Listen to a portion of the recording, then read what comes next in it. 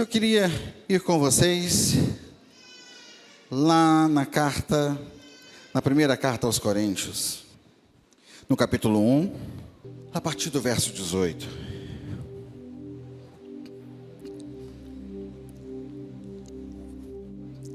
Nós falamos aqui na semana passada sobre a primeira parte desse capítulo 1 de 1 Coríntios, em que Paulo faz uma abertura, uma abertura maior do que de costume. Ele faz, é como um prefácio.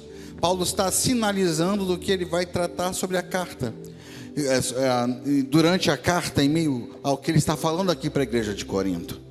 E ele lembra a igreja de Corinto que eles são a igreja de Deus, que eles são santos e em santificação, que eles são uma grande família no Senhor, junto com todos os crentes que estão espalhados por toda a terra. E Paulo está então lembrando os coríntios da sua identidade, porque ele vai trabalhar essa identidade, mostrando principalmente os desvios, o quanto os coríntios se separaram do propósito, do lugar em que eles deveriam estar. E Paulo começa tratando um problema que envolve divisão e partidarismo. E a gente mencionou aqui que havia uma igreja lutando entre si, cada um para estabelecer a sua maneira de ver, a sua maneira de pensar, a sua maneira de perceber as coisas. Haviam partidos dentro da igreja de Corinto. E aí alguns diziam: não, nós queremos que seja o padrão de Paulo. Outros dizendo: não, nós queremos que seja o padrão de Apolo. Nós falamos sobre eles na semana passada. Nós queremos que seja o padrão de Pedro. E alguns, querendo ser mais espirituais, nós queremos que seja o padrão de Cristo. Mas Cristo não divide a igreja. E somos que estão dizendo: não, nós não somos de Paulo, nem de Apolo, nem de Pedro, nós somos de Cristo. É como aquela pessoa que de repente passa por algumas coisas dentro da igreja e se decepciona, aí vai embora e você vai falar com ela, ela vai falar assim: quer saber, eu não quero estar ali, nem lá, nem acolá, porque existem muitos problemas, eu vou seguir a Cristo. Seguir a Cristo é uma conversa fiada, porque se você vai seguir a Cristo, você precisa estar conectado a um corpo, amando esse corpo, lutando por esse corpo, trabalhando por esse corpo. Não dá para seguir a Cristo isoladamente. Se alguém que vai seguir a Cristo e abrir as Escrituras e ouvir a voz de Cristo, vai ser estimulado a se engajar no propósito de Cristo, ser corpo de Cristo, fazer a sua parte. Então Paulo está falando sobre uma igreja dividida. E aí ele fala sobre ele mesmo, dizendo: olha, eu não tenho como ser o fundamento da vida e da fé de vocês. Quem sou eu para isso? Sabe, até quanto ao batismo, não é muita gente aqui na comunidade dos Coríntios que pode dizer: não, eu fui batizado por Paulo. Não tem como ter esse orgulho. Não é para ter esse orgulho. E aí ele fala no versículo 17, capítulo 1, 17: pois Cristo não me enviou para batizar, mas para pregar o Evangelho, não porém com palavras de sabedoria humana, para que a cruz de Cristo não seja esvaziada. Não há uma vez que eu leia esse versículo, não estremeça, que o temor do Senhor não me coloque em alerta. A cruz de Cristo pode ser esvaziada. No nosso contexto, na nossa realidade de vida, a cruz de Cristo pode ser esvaziada. Ela pode perder o seu sentido, o seu propósito, o seu valor. E aí Paulo vai falar um pouco mais sobre isso. E no verso 18, ele vai dizer: pois... Então ele está continuando o raciocínio, está continuando a explanação dele. Ele diz: pois a mensagem da cruz é loucura para os que estão perecendo, mas para nós que estamos sendo salvos, é o poder de Deus. Pois está escrito: destruirei a sabedoria dos sábios e rejeitarei a inteligência dos inteligentes. Onde está o sábio? Onde está o erudito? Onde está o questionador desta era? Acaso não tornou Deus louca a sabedoria deste mundo? Visto que na sabedoria de Deus, o mundo não o conheceu por meio da sabedoria humana. Agradou a Deus salvar aqueles que creem por meio da loucura da pregação. Os judeus pedem sinais milagrosos, e os gregos procuram sabedoria. Nós, porém, pregamos Cristo crucificado, o qual de fato é escândalo para os judeus e loucura para os gentios. Mas para os que foram chamados, tanto judeus como gregos, Cristo é o poder de Deus e a sabedoria de Deus. Porque a loucura de Deus é mais sábia que a sabedoria humana, e a fraqueza de Deus é mais forte que a força do homem. Irmãos, pensem no que vocês eram quando foram chamados. Poucos eram sábios segundo os padrões humanos, poucos eram poderosos, poucos eram de nobre nascimento, mas Deus escolheu o que para o mundo é loucura para envergonhar os sábios, e escolheu o que para o mundo é fraqueza para envergonhar o que é forte. Ele escolheu o que para o mundo é insignificante, desprezado, e o que nada é, para reduzir a nada o que é, a fim de que ninguém se vanglorie diante dele. É porém por iniciativa dele que vocês estão em Cristo Jesus, o qual se tornou sabedoria de Deus para nós, isto é, justiça, santidade e redenção, para que, como está escrito, quem se gloriar, glorie-se no Senhor. Sabe, Paulo está dizendo alguma coisa muito importante para a gente. Ele diz: pois a mensagem da cruz é loucura para os que estão perecendo. Às vezes a gente tenta melhorar a mensagem, tornar a mensagem mais aceitável. A gente tenta enfeitar a mensagem para que ela se encaixe um pouco no padrão de raciocínio das pessoas, para que as pessoas de alguma forma percebam a vantagem de servir ao Senhor Jesus. Há muitos ministérios, inclusive na televisão, tentando mostrar vantagens de servir ao Senhor Jesus. Eles falam que Jesus pode curar, e pode, nós somos testemunhas disso. Ele fala que Jesus pode mudar a nossa sorte, mudar a nossa vida. Jesus pode reestruturar, reescrever a nossa história. É verdade, nós somos testemunhas disso. Mas há uma propaganda usando o nome de Jesus para promover um mundo de fantasias, um mundo de ilusões. Jesus reuniu seus discípulos muitas vezes e disse para eles: olha, vocês serão perseguidos por me amar. Vocês serão perseguidos por me amar. Quando Jesus estava orando, nós falamos recentemente sobre João 17, quando Jesus estava orando ao Pai, orando por nós, Ele orou: Senhor, não peço que os tire do mundo, mas que os livre do mal, porque eles vão ser perseguidos, eles vão sofrer muitas coisas. Guarda-os, Senhor. Jesus não estava pensando em uma vida de vantagens segundo a perspectiva humana, segundo a perspectiva desse mundo,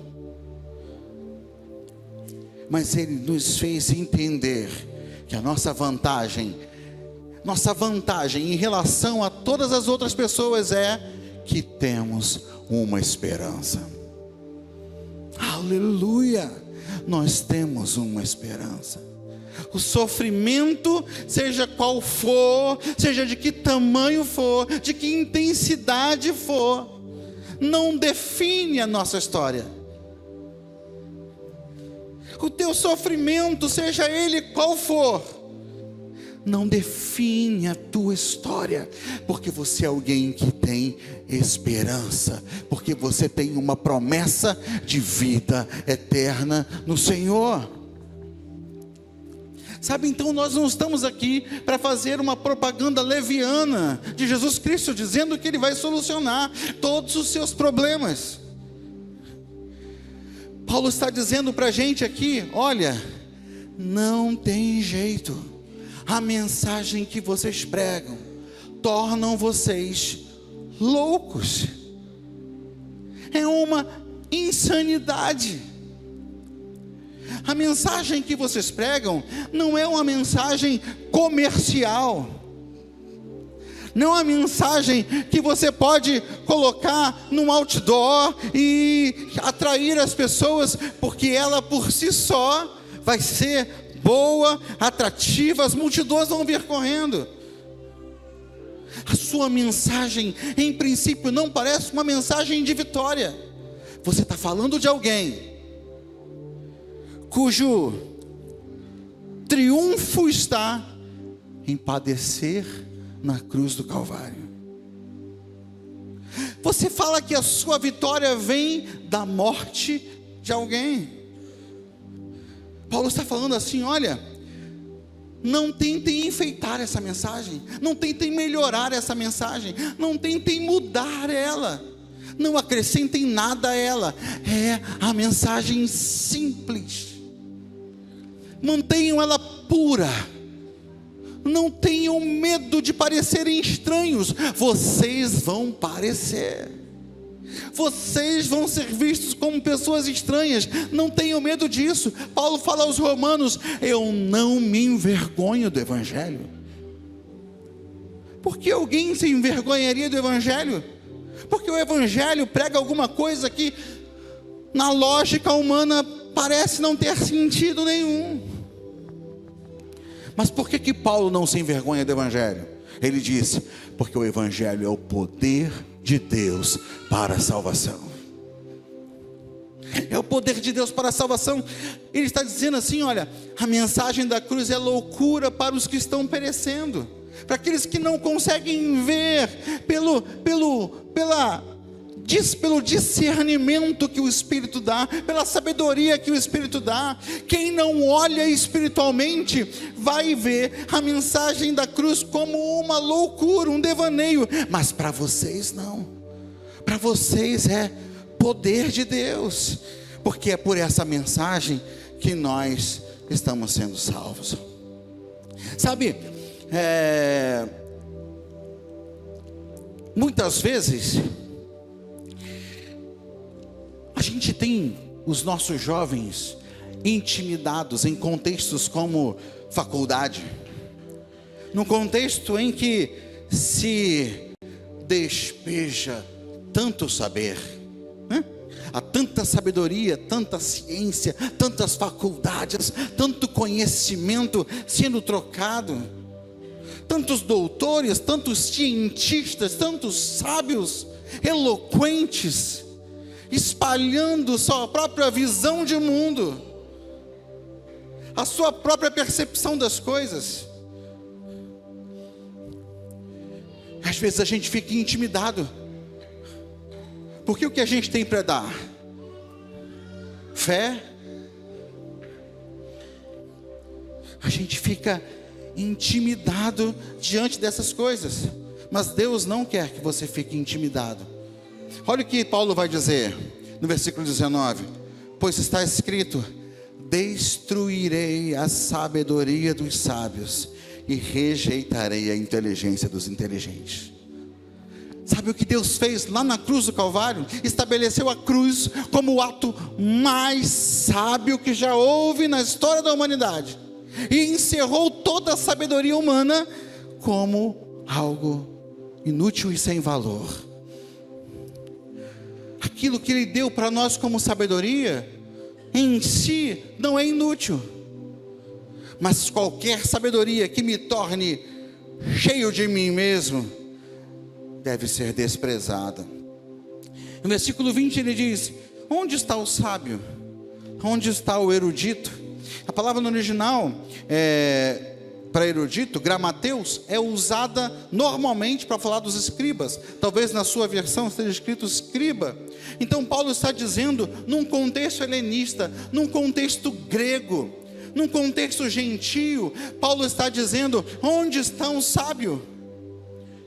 Onde está o sábio? Vocês estão acostumados a ouvir pessoas sábias. Cadê o sábio? Quem é o sábio diante do poder da cruz do Calvário? Quem é o sábio? Que sabedoria supera a experiência de ter sido totalmente lavado pelo sangue do Cordeiro Cristo Jesus? Onde está o sábio? Onde está o escriba, o doutor da lei?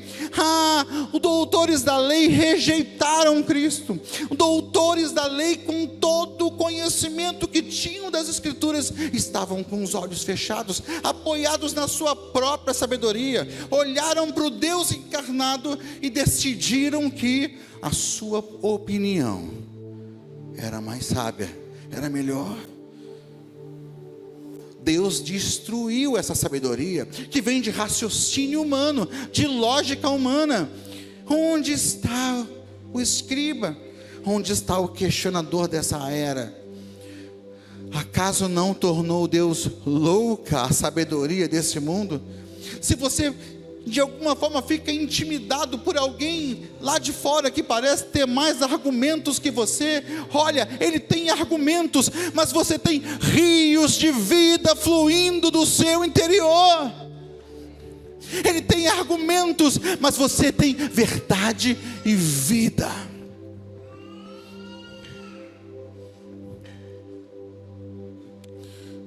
Vale ressaltar que os argumentos que os sábios desse mundo têm são apoiados numa busca desenfreada, muitas vezes são apoiados numa busca desenfreada pelo próprio Deus, por respostas, mas eles não conseguem admitir a existência e o poder de um Deus de amor. No versículo 21 diz: visto que na sabedoria de Deus o mundo não o conheceu por meio da sabedoria humana, agradou a Deus salvar aqueles que creem por meio da loucura da pregação. Então Paulo está dizendo: olha, Deus foi tão sábio que não permitiu que o homem chegasse a ele por sua própria sabedoria. Deus foi tão sábio que não permitiu que o homem descobrisse Deus com suas próprias condições, pela sua própria capacidade. Não, Deus decidiu se revelar pela loucura da pregação.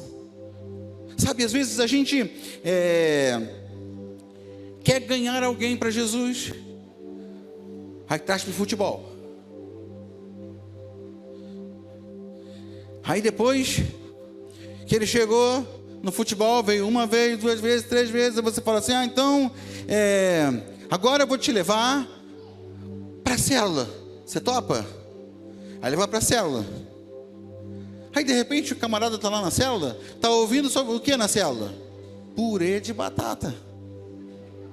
É bom. Ele está aprendendo que a gente está se esforçando para ser uma unidade em Cristo, né?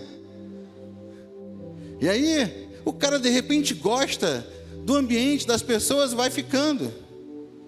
Aí de repente do purê de batata a gente parte para algum outro tema que não fala exatamente de cruz, mas aquela pessoa está ficando, está gostando, está curtindo o ambiente. Mas em algum momento você vai precisar chegar nela e falar para ela a boa nova. A boa nova não é que tem um espaço legal, que tem futebol, que tem evento de mulheres agradável com brindezinhos da Mary Kay, sabe? Você não vai falar que tem um lugar legal que as pessoas são amigas e fazem tudo juntas, e saem juntos, e comem churrasco junto. Essa não é a boa nova. A boa nova é que Jesus morreu na cruz por ela. Essa é a boa nova. Esse é o evangelho. Sem papagaiada, sem enfeites, é o evangelho genuíno. E aí a gente fica pensando: mas se eu chegar de cara, a pessoa vai falar assim: que coisa esquisita, que coisa louca. Meu amigo, não é responsabilidade sua convencer a pessoa. A tua responsabilidade é pregar. E enquanto você prega, O Espírito Santo está fazendo a sua obra. A igreja se perde porque inventa histórias. A igreja do Senhor se perdeu em meio à sua própria vida porque inventou conversas fiadas. E Paulo está falando isso para essa igreja. Pelo amor de Deus, onde vocês aprenderam essa sandice? Quem é que vai estabelecer a minha própria vida como um fundamento? Ei, não sou eu não, é Jesus. Apolo é uma pessoa importante, mas na frente ele vai falar sobre aqueles que plantam, aqueles que regam, mas quem dá o crescimento é o Senhor. Paulo está abrindo os olhos deles. Olha, vocês estão se apoiando em sabedoria humana, vocês estão se apoiando em bases humanas para construir os seus pensamentos, a sua estrutura de pensamentos. Não precisa de nada disso. Jesus é o seu fundamento. Jesus é o seu fundamento. Nós cantamos aqui: eu vou construir minha vida em ti. Jesus é o seu fundamento.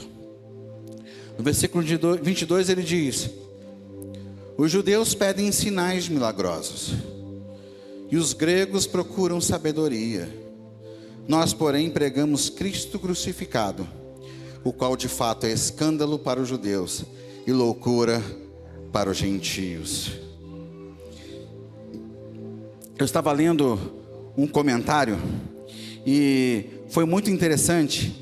Nesse comentário, o autor, Gordon Fee, fala algo muito interessante sobre isso daqui. Os judeus pedem sinais milagrosos, os gregos procuram sabedoria. Nós, porém, pregamos o absurdo do Cristo crucificado. Falar numa mesma expressão, usar uma mesma expressão assim, Cristo crucificado, é falar uma coisa tão louca como gelo frito. Pensa, gelo frito é falar Cristo crucificado. Eu quero lembrar a vocês, pela milésima vez, não é demais lembrar do que é importante: Cristo não é o sobrenome de Jesus. Vocês sabem disso? Nenhum nome composto, como João Luiz, Luiz Carlos, não, é o Jesus Cristo. Não. Cristo é o encargo que está sobre ele. Ele é Jesus, o Cristo. Ele é Jesus, o enviado. Jesus, o Messias. E Messias fala de quê? Do campeão de Deus, da resposta divina, do solucionador de problemas. Cristo fala daquele esperado que vem mudar a história, que vem resolver as questões, que vem sanar todos os problemas. E crucificado fala de quê? De humilhação, de vergonha, de derrota. Falar Cristo crucificado, olha, alguns estão procurando lá milagres, outros estão procurando sabedoria. A gente não tem como atendê-los. Nós não temos como atendê-los, porque a nossa mensagem é uma loucura para eles. Porque a nossa mensagem é que o nosso grande vencedor morreu na cruz do Calvário. Nosso grande vencedor foi crucificado.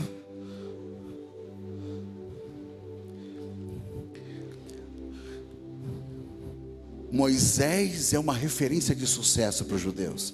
Por isso que diz que os judeus procuravam milagres. Por quê? Porque Moisés libertou o povo do Egito com tantos feitos poderosos, tantos milagres grandiosos, tantas coisas incríveis. Não se espera nada menos para um Messias. Moisés é uma referência de vitória, não alguém que vai até a cruz. Os gregos, acostumados à sabedoria, né? Aos grandes sábios, aos homens que, a partir da perspectiva do olhar da vida, extraíam tantos ensinamentos, tantas coisas.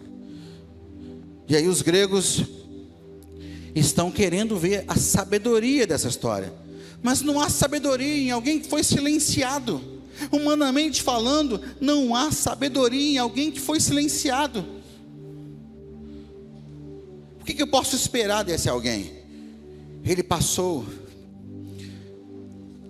Então, Cristo crucificado é um escândalo para os judeus, é loucura para os gentios, mas para os que foram chamados, tanto judeus como gregos, versículo 24, Cristo é o poder de Deus e a sabedoria de Deus, porque a loucura de Deus é mais sábia que a sabedoria humana, e a fraqueza de Deus é mais forte que a força do homem. A fraqueza de Deus, Deus não é fraco, essa fraqueza está entre aspas, mas aquilo que parece fraqueza, essa mensagem que parece fraca, de um campeão, de um vencedor, que morre na cruz do Calvário, parece fraca, mas para nós é o poder de Deus, porque a morte não pôde detê-lo, e ele ressuscitou, e isso é verdade e vida dentro de nós. Cristo é uma verdade para nós. Cristo é alguém com quem andamos, alguém com quem nos relacionamos. Ninguém pode roubar essa verdade de nós. E aí, se Paulo está falando que a própria mensagem da cruz é uma loucura, ele vai dizer que você também se tornou uma loucura de Deus, porque ele vai dizer para os coríntios, no versículo 26, irmãos, pensem no que vocês eram quando foram chamados. Poucos eram sábios segundo os padrões humanos, poucos eram poderosos, poucos eram de nobre nascimento, mas Deus escolheu o que para o mundo é loucura para envergonhar os sábios. Escolheu o que para o mundo é fraqueza para envergonhar o que é forte. Escolheu o que para o mundo é insignificante, desprezado, e o que nada é, para reduzir a nada o que é, a fim de que ninguém se vanglorie diante dele. Sabe, existem reis e poderosos sobre a terra. Existem soberanos se vangloriando da sua própria condição, do seu próprio status. Existem tantos homens que se vangloriam, que se orgulham da posição de autoridade e de poder que eles têm. Quem nós somos diante deles? Deus, quando Jesus veio ao mundo, Ele não foi escolhendo as autoridades, Ele não foi nos doutores da lei, Ele não foi nos chefes romanos. Ele andou entre as pessoas, e dentre as pessoas da vida comum, Ele escolheu os seus discípulos, e ensinou, e fez deles homens capazes de transformar, de mudar a história do mundo, principalmente porque derramou sobre eles o seu Espírito. Da mesma forma, quem somos nós para influenciar uma cidade como a nossa, um país como o nosso? Quem somos nós? Quem somos nós? Só que eu vou dizer uma coisa. Nós lemos no início desse culto que todas as bênçãos, as regiões celestiais em Cristo Jesus estão reservadas para nós, porque nós fomos escolhidos desde a eternidade para sermos adotados como filhos. Sabe, o mundo vai passar, a sua concupiscência vai passar, a história vai se encerrar aqui,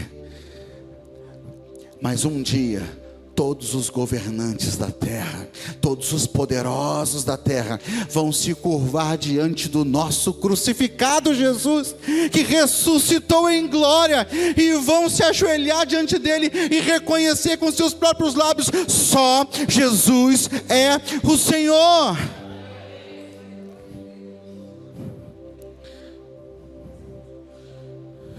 O que você tem não é temporal. O que você tem é uma herança que não perde o valor, não murcha. O que você tem é para a eternidade. É um selo sobre a sua vida, é uma marca sobre você. Então, os chamados por Deus entendem esse lugar que Ele tem, esse poder que Ele tem. Então Deus escolheu as coisas loucas desse mundo para confundir as sábias, para confundir aquilo que parece ser. No versículo 30 diz: é porém por iniciativa dEle que vocês estão em Cristo Jesus. Não foi nada que eu fiz, não foi a minha capacidade de entender.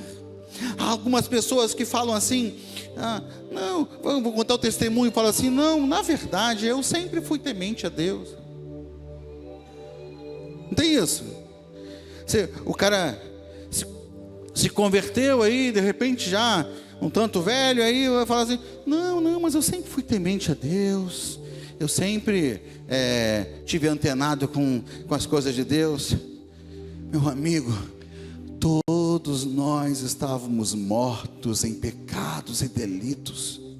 A Bíblia diz que Deus olhou para a terra e não viu ninguém que fizesse o bem, ninguém que buscasse a Deus, um justo sequer, sabe? Não foi nada que eu fiz, não foi a minha capacidade de entender.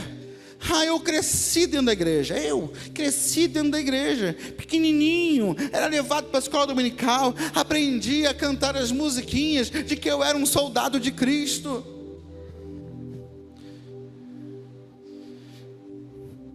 Eu era uma florzinha de Jesus. Não fica bem eu falar isso agora.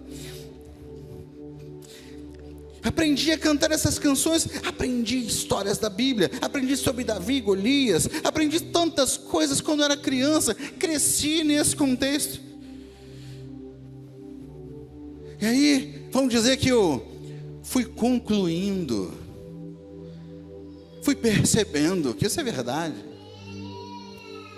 Eu fui entendendo pela minha própria capacidade que a palavra é verdade e que Jesus é o Cristo. Não. Aos 15 anos eu fui capturado pelo amor de Deus. Eu estava dentro da igreja, mas não queria o Senhor, não amava o Senhor. Eu estava dentro da igreja, mas estava desenvolvendo hábitos ruins, pecados. Eu estava dentro da igreja, mas não tinha uma linguagem santa. Eu estava dentro da igreja, mas não tinha vontade de ficar na igreja. Lembro de criança chorando porque não queria ir para a igreja, queria ficar em casa com meu pai para assistir os Trapalhões. Mas aos 15 anos, Deus mostrou para mim que eu estava perdido, que eu precisava da sua graça. Não foi a minha capacidade de entender, foi o Espírito Santo que quebrou a dureza do meu coração e comunicou verdades que marcaram a minha vida, que me transformaram de dentro para fora, que mudaram a minha visão de mundo. É disso que Paulo está falando aqui no versículo 30. É por iniciativa dele que vocês estão em Cristo Jesus. E Ele, Cristo Jesus, se tornou sabedoria de Deus para nós. Isso é, Ele é a nossa justiça. Se nós somos justos diante de Deus, não é porque nós somos capazes de nos santificar por nossa própria força, é porque na cruz do Calvário Ele matou o pecado em nós. A Bíblia diz isso, a força do pecado foi destruída, porque Ele plantou em nós uma nova natureza, a natureza do próprio Deus, uma capacidade sobrenatural, espiritual, que Ele colocou em nós, para sermos aquilo que Ele deseja que sejamos. E a gente vai vencendo o pecado. Paulo vai dizer assim: considerai-vos mortos ao pecado e vivos para Deus. É essa obra que Cristo Jesus fez no Calvário. Ele é a minha justiça. Ele pagou o preço do meu pecado diante do Senhor e me tornou inocente pelo seu sangue. Ele é a minha justiça. Ele é a minha santidade. Eu só ando em santidade se eu andar nele. Você nunca vai andar em santidade se você tentar ser santo com sua própria força. O segredo da santidade é o lugar secreto. O segredo da santidade é parar diante das Escrituras e deixar que as Escrituras transformem a sua vida e o seu coração. O segredo da santidade é todos os dias olhar na face dele e ser constrangido pela santidade dele. Ele é a nossa redenção. A salvação que eu espero está nele, vem dele. Para que, como está escrito, quem se gloriar, glorie-se no Senhor. Para terminar, entrando aqui nos primeiros 5 versículos do capítulo 2, Paulo fala da própria loucura que ele é e que o ministério dele representa. Ele diz: eu mesmo, irmãos, quando estive entre vocês, não fui com discurso eloquente, nem com muita sabedoria para proclamar o mistério de Deus, pois decidi nada saber entre vocês, a não ser Jesus Cristo e este crucificado. E foi com fraqueza, temor e com muito tremor que estive entre vocês.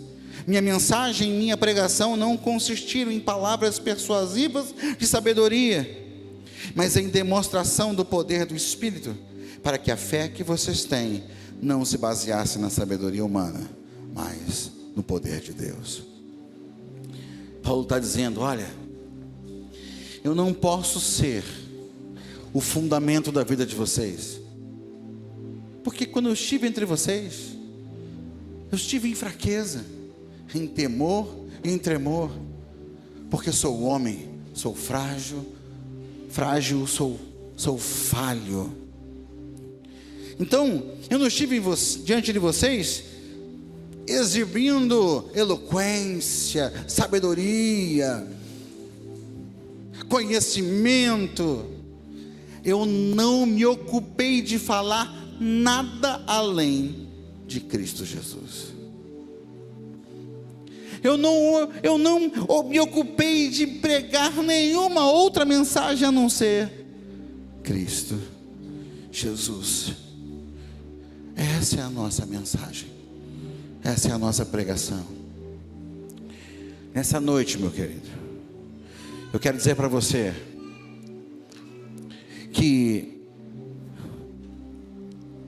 a cruz é loucura para aqueles que perecem, mas para você é poder de Deus.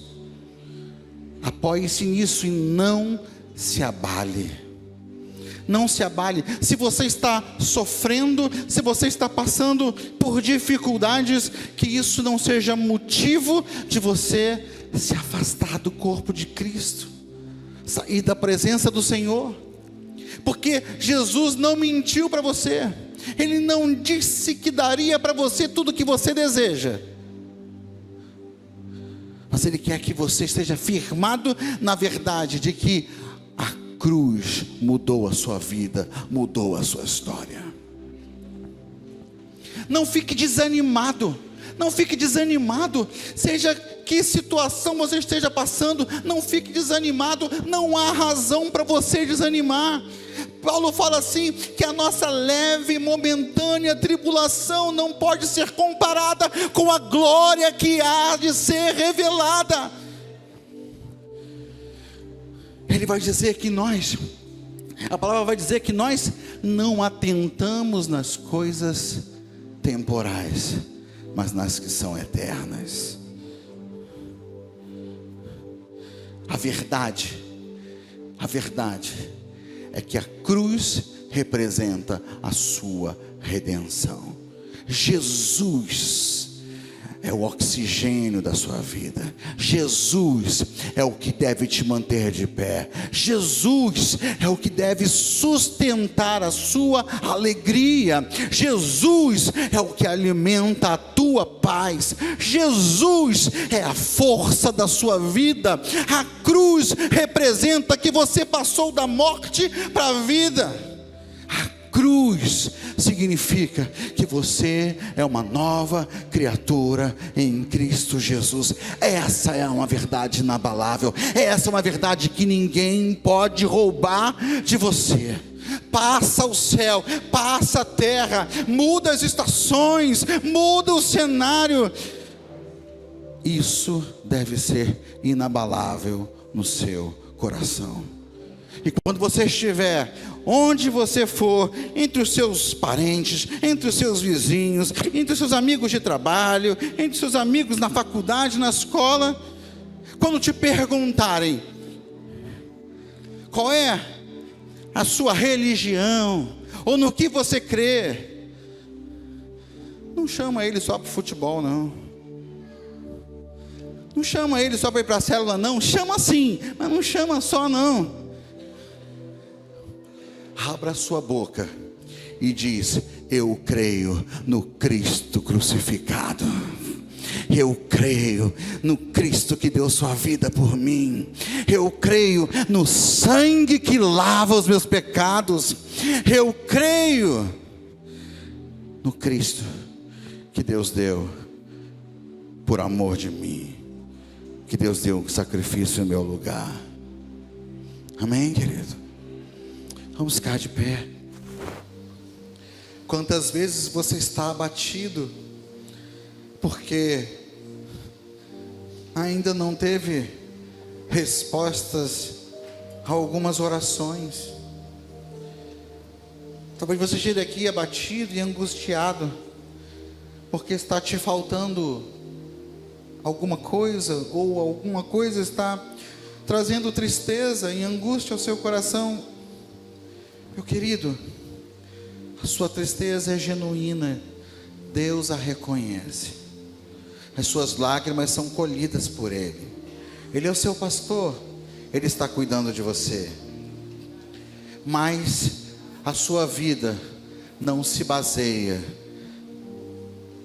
nos presentes, nas bênçãos que Deus pode te dar aqui, mas se baseia naquilo que Ele fez no seu coração, na cruz do Calvário. Ele fez de você filho, filha. Ele fez de você alguém participante da sua própria vida. Ele deu o seu próprio filho para o seu resgate. E aí Ele está dizendo para você: não fique ansioso, não se atemorize o seu coração. Vai passar, as coisas vão passar, o tempo vai passar, a vida vai passar, o mundo vai passar, mas eu tenho preparado um lugar para você. Você estará comigo. Aleluia.